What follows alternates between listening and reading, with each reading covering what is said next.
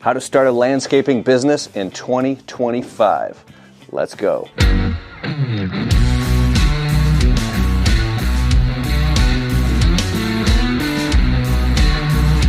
So before we get started, I just got a comment on my YouTube channel. There's a guy who's trying to start his landscaping business, and he found himself on another YouTube channel that talks about how to become a millionaire and wealth and abundance and all that stuff, which is great.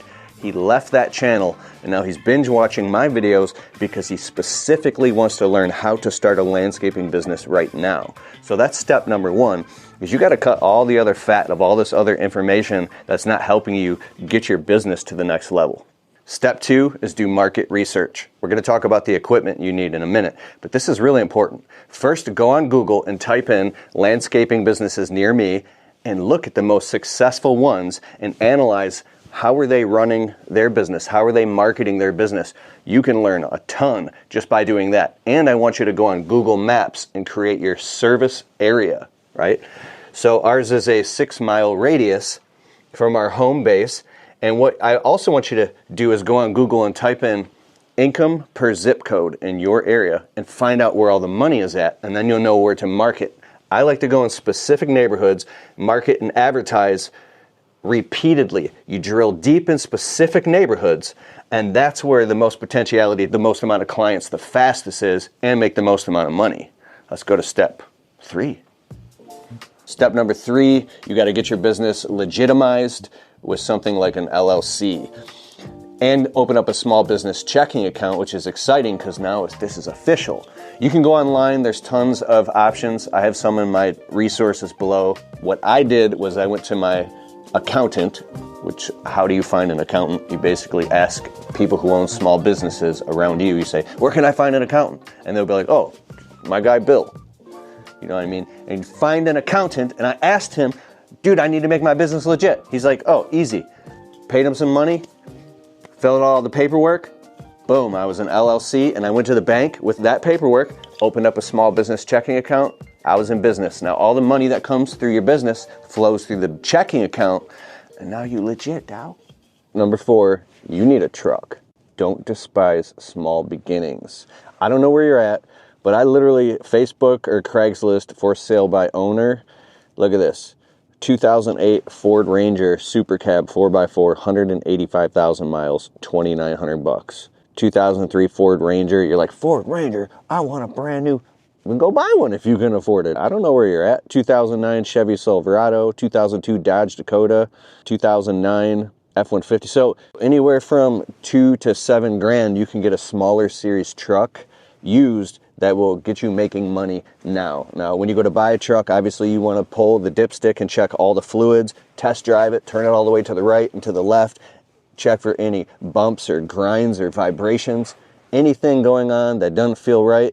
That could be an issue, and you might be able to get it fixed cheap, and that's why the person's selling it, and if you're mechanically inclined, it's going to be amazing. But definitely don't buy something that's going to blow up on you. That's why you want to take it on the freeway and run it through all the gears and make sure the transmission shifts smoothly, and then you're in business. There's a lot of great trucks out there you can get for cheap and literally go make $100,000.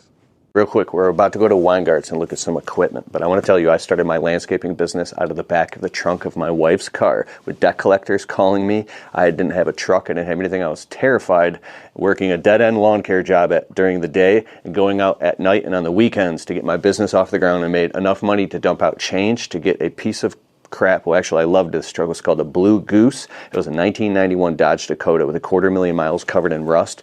And that thing actually drove like a dream. So we started with nothing, bro. It was terrifying. And I pulled it off. Right, let's go.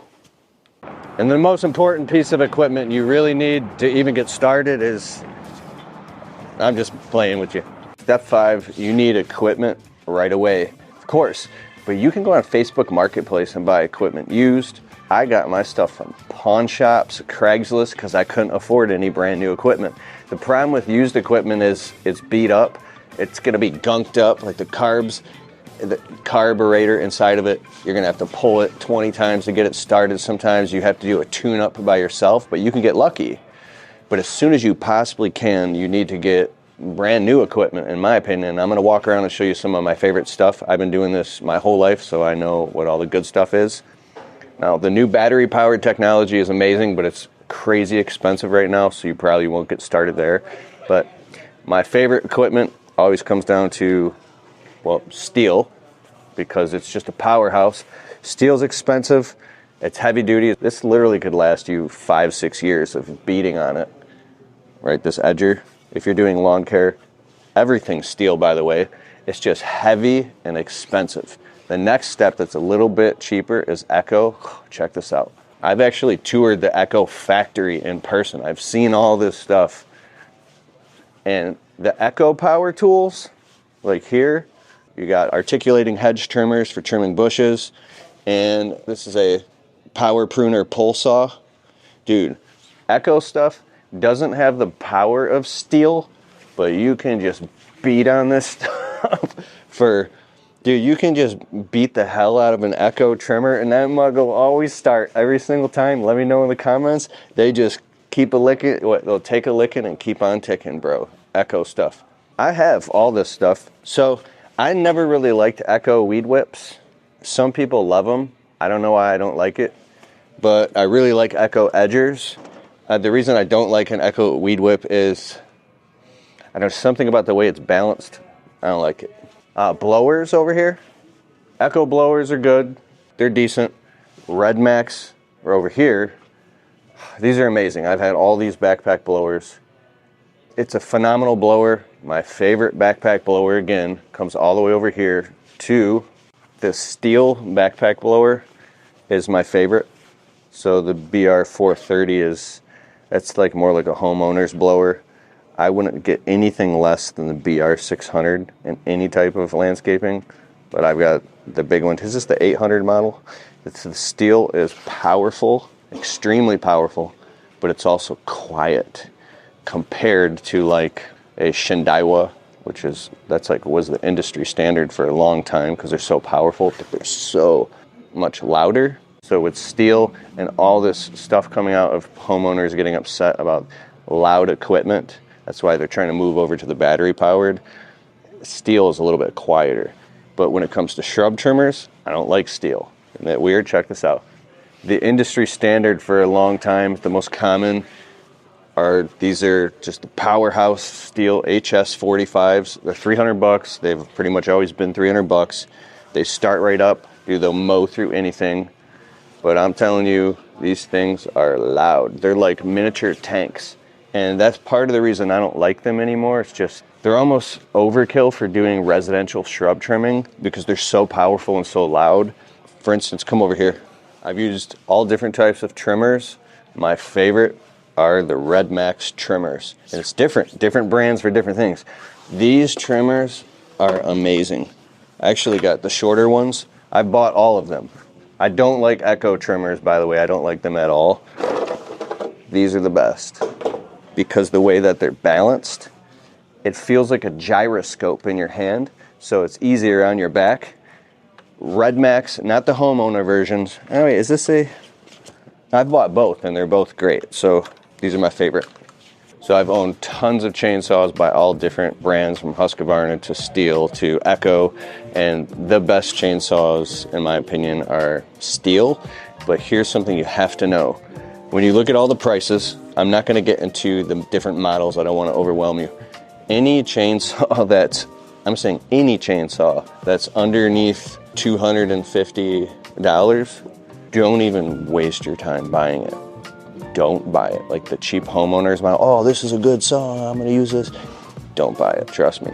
You're better off spending $100 to $200 extra and getting a Pro Series. It's a completely different machine. You'll find out. You can find out the hard way, so buy nice or buy twice. So this is the MS-194T top handle ergonomic saw. You can take it up in a tree, which you probably shouldn't do in the beginning. It's got all the safety switches and bar and lever and everything. I mean, it's just a phenomenal saw. Then over here, the 251, it's all locked into place. I mean, these things are they're beautiful saws. So Steel is the way to go with the chainsaw, and make sure you pick up all the safety gear as well. Don't operate a chainsaw unless you're wearing all the safety gear.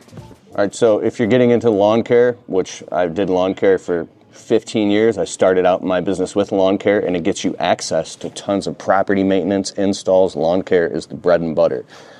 You probably won't be able to afford, if you're just getting started, You might not be able to afford an expensive, beautiful dream machine like this. I actually have a Radius X 48-inch riding mower. They're tanks. These things can cut grass, suck up leaves. They're almost indestructible, and they're expensive for a reason because they make you money and they last for years and years and years, like the BMWs. But get a mower anywhere you can. Used off Facebook Marketplace or Craigslist, you're going to start out with a walk behind, but I think Exmark's really the way to go. The top brands like Exmark. When it comes to doing snow removal, I plowed snow 15 years. Toro makes some of the best snow blowers you can ever get your hands on. These things are beasts. Now, they're not indestructible if you beat on them. They will need parts. I mean, snow is really tough, but get a Toro. They're phenomenal. Look at this over here, a quick tip. You can get a couple of these with a couple of guys. You don't even need a blade for doing residential. And you can literally take these in a couple shovels and just bang out residentials and make a ton of money without an actual snow plow. But when it comes to stuff like this, like all these cool ergonomic things, they might have upgraded the technology by now. But sometimes if there's all these cool bells and whistles on a snowblower, just know you got to be extra careful when loading and unloading onto trucks or anything, because that's more stuff that could get broken and compromise your equipment. So keep it simple. Here's a quick tip that served me really well when growing my landscaping business is don't ever buy a piece of equipment until you are on the way to that job that morning where you sold that job, where you need that piece of equipment to do that job, right? You don't just buy pieces of equipment because it's nice to have. And that way you're making your ROI, your return on investment, back immediately. And when it comes to loppers and pruners, like these are $20, that's good. There's pruners by Felco. You can spend $200 on a pair of crazy expensive exotic pruners, and if you lose them on a job site, because it's easy to lose them or an employee loses them, it's not fun. I've done all this stuff. So I'd rather buy more pairs of just decent pruners for $20-$30. But when it comes to loppers, you definitely get what you pay for. You should be spending $60, $70, $100 on a pair of good loppers, because the cheap ones suck. Don't buy the cheap ones. You will, just trust me. The powerful tip to protect your investment, I only put premium fuel in all of my 2-cycle power tools and use the proper mix, and I only use steel oil. If you find something better, let me know. But whatever you do, do not use cheap 2-cycle oil, and always use the proper mixture to protect your investment. Learn that the hard way. And also with the gas cans, have different gas cans. If you got 2-cycle or regular gas, make it incredibly obvious that you don't ever put regular gas in 2-cycle. I made that mistake too. It blows up your equipment in 2 seconds. And final tip, this is so important. Like, this is a sod cutter machine. You might get jobs doing sod, and you can make really good money ripping up and replacing sod and doing lawn repair. But are you going to go out and buy a multi-$1,000 machine when you don't do that every day? No. Find a local equipment rental place. I have done the math, and I've actually saved and made more money by renting equipment and renting dingos and stuff like that. So you can rent all the equipment that maybe you can't afford to buy right now, and you can go make money today by renting equipment. Really smart. Step number 6, build your skills and your knowledge. Now, cutting grass, trimming bushes, pulling weeds, spreading mulch, that's all easy stuff. You never want to do anything that would dishonor your client, and don't bite off more than you can chew. But there's a saying that I heard that, this is powerful. Make a big promise and then grow into that promise. So you can take on jobs that are bigger and outside of your comfort zone, and that's good, because now you got time to close the gap by making phone calls, watching videos, and doing the research and learning how to do that job the right way. Or you can make friends with other landscapers who are doing jobs you don't know how to do and go work with them for free, or offer to work for a day or two and learn that. So now you're really proactive in those bigger jobs. And when you start getting bigger ticket jobs, that's how you're going to learn and build your knowledge and your skill set. Let's go talk about pricing. Step number 7 is pricing. How much should you charge to do landscaping services? Well, check this out. Let's say the absolute bare minimum you want to make is $25 per hour. You want to times that by 3 and charge $75 per billable man hour, right? So let's say something takes you 2 hours. You should charge no less than $150 just labor to do that. So there's something called T&M. That's time and materials, right? So if something takes you 2 hours, 75 times 2 is 150. And let's just say you got $150 in materials, like overhead. It's your kind of cost of goods sold. You should charge 150 times 2 is $300 to do something that'll take you 2 hours. So if you want to make $25 an hour pure profit, which is going to be pretty low, you're going to make a lot higher than that if you're just by yourself solo. You times whatever you want to make by 3. You don't tell your customer it's $75 a man hour. You just give them a price in a line item. And then you add the materials. Let's say there's mulch or whatever it is, and you put those two numbers together, and that's how you get your price.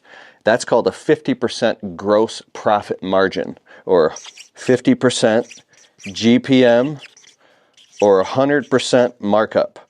What that means is you figure out all the cost of what it takes you to do this job to the best of your knowledge, and you want to get a stopwatch and start clocking your jobs, and say if something's going to cost you about $500 to get this all done, you want to times that number by 2, and that's what you charge as $1,000. So that way when the job is all done, you made half, a 50% gross profit margin. And something that's really cool, there's a software that'll help you do all this stuff in your billing and invoicing. I'm an ambassador of a software called Jobber. You can get a huge discount after a free 2-week trial. Plug it into your business, and my exclusive link is getjobber.com/Kelfus. Click the link in the description below, and you can sign up for Jobber. That'll help you tremendously. More of the Untrapped Podcast right after this. Hey, if you're looking for what is probably the greatest software ever to run your business on, go to getjobber.com/Keith. You can create proposals, invoices, collect payments, even track your entire business directly on the Jobber smartphone app. And if you want to get a totally free trial of Jobber right now, open your browser, type in getjobber.com/Keith, and if after the trial you decide you want to sign up with Keith's link, you'll automatically get 20% off your first 6 months. So what are you waiting for? Go to getjobber.com/Keith. This is Untrapped with Keith Kalfas. So rewind the video if you have to and watch this and make sure you're charging properly. Let's go to the next step.